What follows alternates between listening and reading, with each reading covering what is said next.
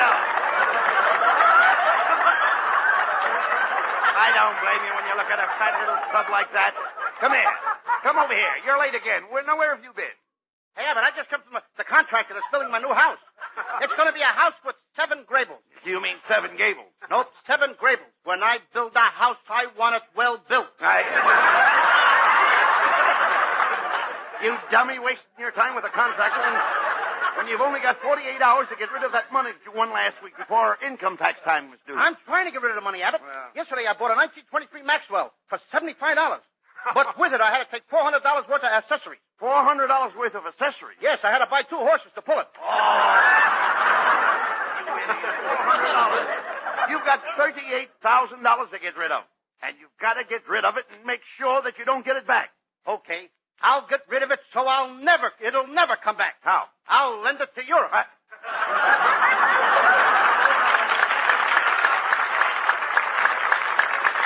Costello, this is ridiculous. Why don't you just take the $38,000 down to the income tax office and pay the tax on it? You can't do that, Abbott. I figured it out last night. And $38,000 will not pay the tax on $38,000.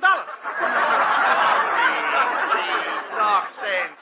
Look, did you send in your estimated income for 1947? You know, that's the one where they asked you to guess how much you're going to make this year? Oh, sure, I sent it in, but I didn't sign it. Why didn't you sign it? If they want me to guess how much I'm going to make, let them guess who sent it in. Well,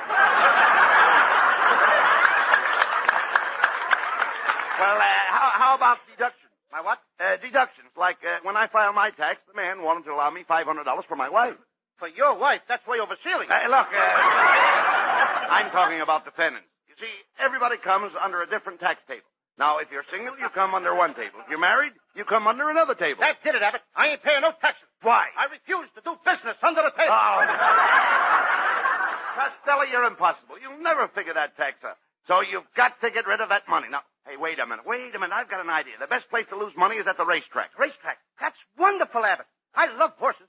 My favorite story is about a horse named Black Beauty. Black Beauty? Yes. Once upon a time, there was a little horse named Black Beauty. His mother was a bronco, and one night she died of a cold. Oh, she had pneumonia. She what? She had pneumonia. Yeah, it was bronco pneumonia. Bronco? Oh, Abbott, will you keep out of this? All right. Why don't you go over to the livery stable and show him what a real jackass looks like? Now, I'll have you understand I'm no jackass. You're no jackass. No. Your ears are too long. All right.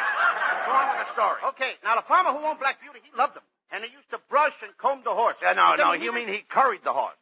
Why should he carry him? Black Beauty was big enough to walk. All right. Now, every morning the farmer would feed Black Beauty. Yes, Black Beauty ate his fodder. Yes, and after he would eat, he ate his fodder. Certainly, every horse eats his fodder. You mean he eats his fodder? Yes. And his father eats his fodder, and his father eats his fodder. Pretty soon there won't be no fathers left for Father's Day. I mean, to feed a horse, you take a bag and put its fodder in it and hang it on his nose. Now, ain't that a pretty picture? Black Beauty walking around with his fodder hanging on his nose. No. Never mind that. What's the rest of the story about Black Beauty? Well, Black Beauty liked the rain. Every time it would rain, he would run and run, and he would run in the water. In other words, Black Beauty was a mudder. Yes. Now, one day, Could I have that again? He was a mudder. Black Beauty was a mudder.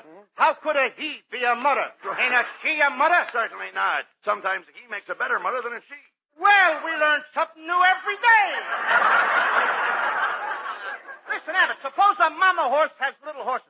Don't that make her a mudder? Well, now that depends on her feet. Yeah, and then... Well, if you ask a silly question, you get a silly answer. No, Costello. I own racehorses and have one of the finest mudders in the world. What has your mudder got to do with horses? My mudder is a horse. Now that you mention it, I see the resemblance. Here. Now, one day, everybody on the farm was very, very sad.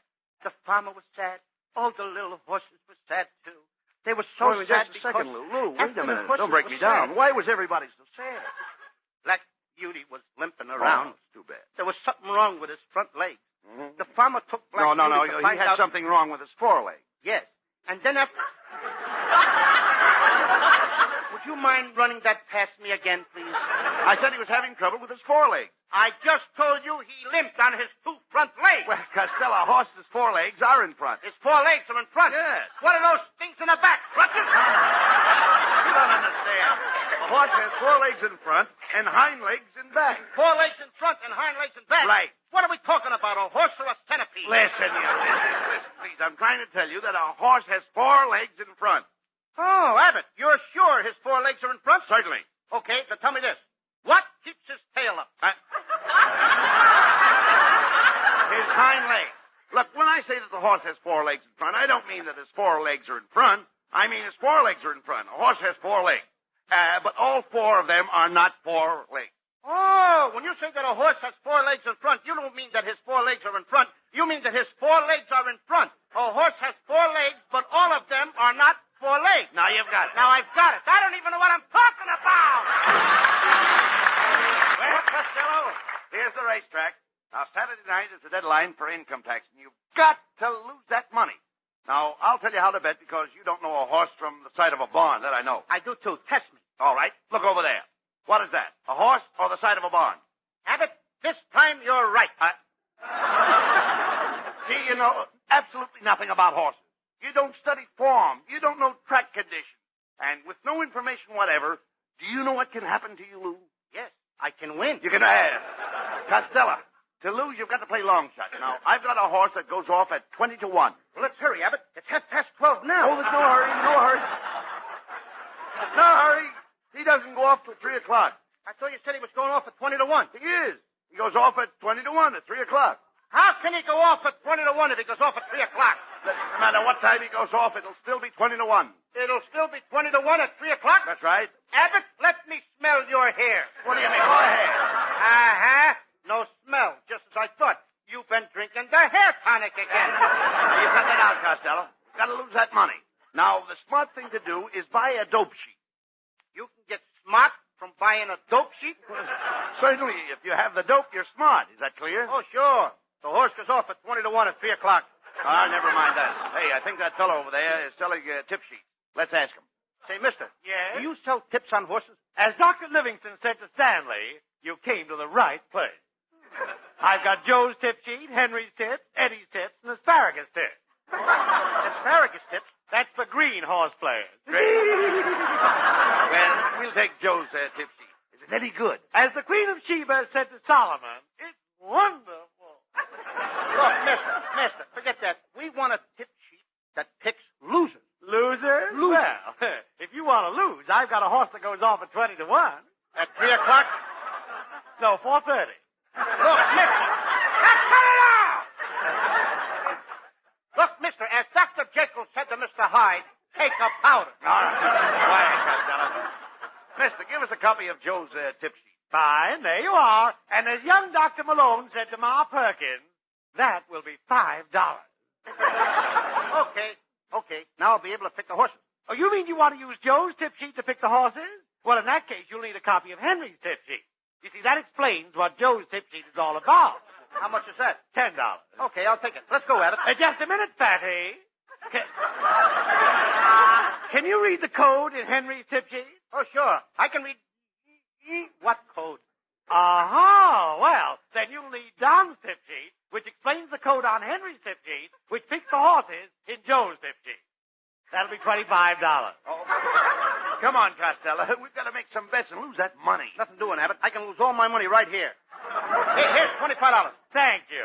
And as Mrs. Chip said to Mr. Chip, goodbye. Goodbye. Hey, Abbott.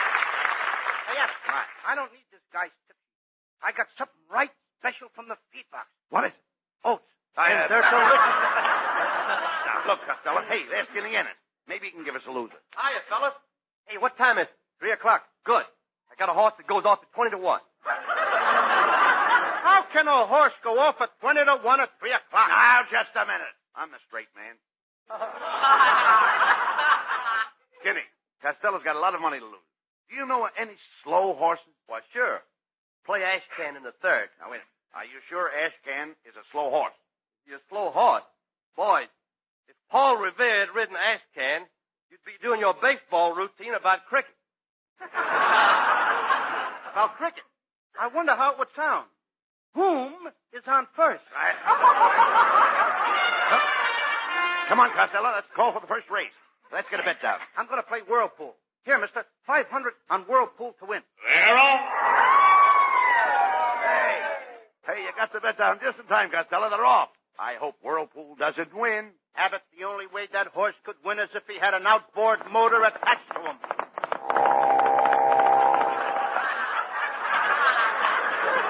Well, he couldn't have won without it. You idiot. Now you've got more money than ever to get rid of. Hey, look. Look at that lady's program and see what she's marking. Maybe she'll pick a loser. Pardon me, madam. Could you sort of look Well, if it isn't Mr. Abbott and Mr. Costello. Oh, hello. You fat little mon, you. What are you doing here at the Racetrack? Racetrack? Oh, Abbott, you know what a racetrack is. That's where they ruin the hooses and the rooses. Oh, I love to come to the track and place my wagers with the bookmookers. What a co-inky-dinky. I come here to drink Coca-Cola and eat Frankfurter and try to pick a wiener.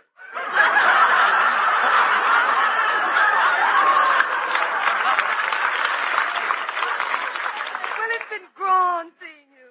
I must be toddling along. As we say in French, je suis de la Pigalle in la qu'est-ce que c'est to you. And a juicy dill pickle in the kissing too.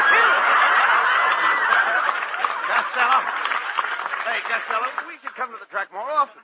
All the big movie producers come here, and we might make some good contacts. Yes, while they're looking over the horses, they might think of a part for me. They might think of... What am I saying? Well, hello, Miss Rabbit. Where are you going with that big bale of hay? Oh, pardon me, it's Costello. Oh, my, I just love the racetrack. You know, my late husband said I had the makings of a great horsewoman. You're saying that wrong. Your husband said you had the makings of a great horse, woman. Costello, you've just got time to play the third race. Now, look, let's try the old-fashioned method. Stick a pin in Mrs. Wetwash's program and play whatever you pick. Okay, Mrs. Wetwash, may I borrow your hat pin? Yes. Thank you. Now hold up the program. I'll close my eyes and stab it with the hat pin. There they go.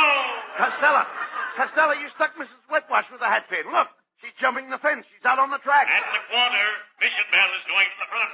Busy Bee is second. Hey, just a minute, folks. There's an added starter out there. That's a strange-looking nag, but, brother, can she run? Now you did it, Costello. Mrs. Wetwash is running in the race. She'll probably win and pay a lot of money. And the winner is the added starter, which has just been identified as Mrs. Wetwash. Isn't that a silly name for a horse? It's a silly name for a woman. I wonder what she paid. Mrs. Wetwash went off at 20 to 1 and came in at 3 o'clock. How do you like that? Now the racetrack announcers are doing our routines, Abbott. Costello, we came to the racetrack today to lose money, and all you've done is win. Now, if you're stuck with that bankroll March 15th, you'll really be in trouble with your income tax. I can't help it, Abbott. Gambling runs in my family. My Uncle Artie Stebbins was a big gambler, too. He once crossed a racehorse with a chicken. Cross a racehorse with a chicken? Yeah. What for? So it could lay odds.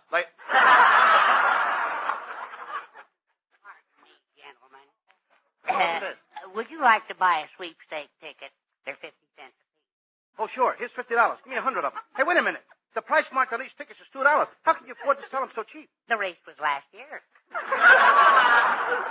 Now, would you like to take a chance on this punch board? It pays 500 to 1. Now, wait a minute. The punch board is all punched out. I know, but where else could you get such beautiful odds? Say, mister, who are you? Now, let me think. Oh, I've got some business cards in my pocket. Would you mind reaching in and pulling one out? See, my hands are all covered with fingers. Costello, there's something peculiar about this man. Look, he's wearing an iron watch chain, and it's 6 feet long. Well, that's all right, Abbott. He's got a police dog in his pocket. Pardon me, sir, but what are you doing here at the racetrack? Oh, I own the Grace horse, Numbskull.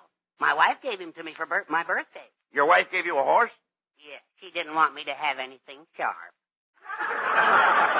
Your wife must write your jokes, too. You haven't had anything sharp in the last 2 minutes. Oh, boy. Well, gentlemen, I've got to go now. I've got to hang up my horse. Hang up your horse? Yes, he's a Mustang, and he must hang someplace.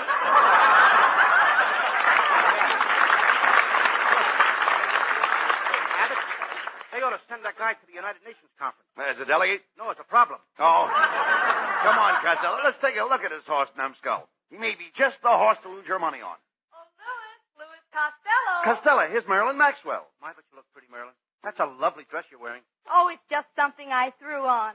You must have flown a curve. You smell good, too. Oh, that's my new Racetrack perfume. Chanel, number 8 to 5. Gee, Louis, didn't we have fun in the movies last night? Yeah. I thought Ray Milland was wonderful in that picture, California. But I think you have a much better looking map. Than Ray Milland? No, than California. Hey, look, Costello. There's that daffy guy's horse, Numbskull. What a cute little horse. Come on, I'll introduce you to him. Numbskull, this is Marilyn. Hey, look, Costello. Here comes Mrs. Wetwash. Well, Costello, what horse is that? This is Numbskull. Numbskull, meet Mrs. Wetwash. Oh, what a clever horse. You know I love horses. Oh, can't get any men to go out with, huh? Now listen, little fat boy, you embarrassed me this afternoon. But I'll forgive you for making me run in that claiming race. I hope you noticed that I won. Yes, I also noticed that nobody claimed you. Well, come on, Mrs. Wetwash. Let's go make a bet on Numbskull. See you later, Louis. Hey, look, Costello. There's a pretty little filly. She cost $3,000. Her name is Mignon. $3,000 for a filly minion? That must include mushrooms and French fried potatoes. And look at the next stall, Costello. There's a mare with a colt. The mare has a colt? Yes. Well, if he's got a colt, why don't somebody give him a handkerchief? Get him some 4-way cold tablets or something. No, he doesn't need tablets or a handkerchief. I'm talking about a colt. That mare has a colt. The trainer will take that colt and teach it to run. They got to teach a colt to run? Naturally. Brother, when I get a colt, it runs all by itself. Look. Hey, look, Lou. Here comes the groom with the horse's bridle. He's getting ready to lead her away by the halter. Abbott, stop the wedding. Stop the wedding. Sure, by the time the horse's groom leads the bridle to the halter, that colt will start running and she'll sneeze right in that groom's kisser. Come on, Costello. That's the post call for the last race. And you've got to bet on a loser to get rid of that money. Remember your income tax. Abbott, I'm going to bet it all on Numbskull. I've been looking up his form. He's got to lose. What does the form say? Well, it says he was beater at Santa Anita. He was an also ran at Tanforan. He came home in the dark at Hollywood Park and showed a weakness in the Preakness. Okay. Numbskull it is. Let's get the bet down.